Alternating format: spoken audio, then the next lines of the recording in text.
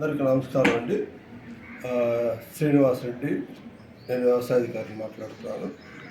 ప్రస్తుతం మన మండలంలో వడ్లు కొనుగోలు ప్రభుత్వం ద్వారా జరుగుతుందండి. మనకు వచ్చేసి 75 కేజీల బస్తా వచ్చేసి రూ. 1792. అదేవిధంగా ఇప్పటి వరకు మనకి 920 మంది రైతులకు గాను మనకి 4200 మెట్రిక్ టన్స్ వరకు కొనడం జరిగింది. అదేవిధంగా రైతు సోదరులందరూ కూడా మన దగ్గర మంచి గిట్టుబాటు ధర వస్తుంది కాబట్టి క్వింటా వచ్చేసి రూ.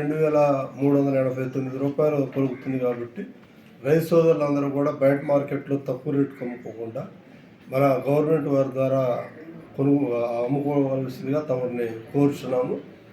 అదేవిధంగా రైతు సోదరులకు ఒక చిన్న ముఖ్య గమనిక, రైతు సోదరులు యూరియా మరీ అధిక మోతాదులో వాడుతున్నారు.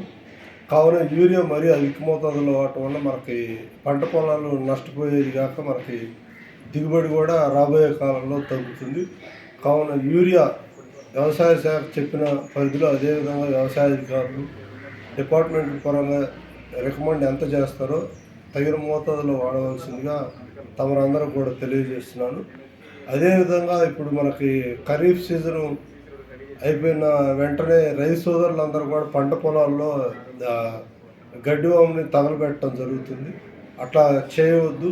దానివల్ల మనకు పంట పొలం నష్టపోయేది కాక దానిలో ఉన్నటువంటి సూక్ష్మజీవులన్నీ కూడా చనిపోయి మనకి పంటకి నష్టం వాటిల్లుతుంది. కావున రైతు సోదరులందరూ కూడా యూరియా తక్కువగా వాడటం, అదేవిధంగా ఆ పంట పొలాలకు సంబంధించి తగలబెట్టడం అనేది చేయవద్దంటూ తమను కోరుకుంటూ సెలవు తీసుకుంటున్నాను. Thank you.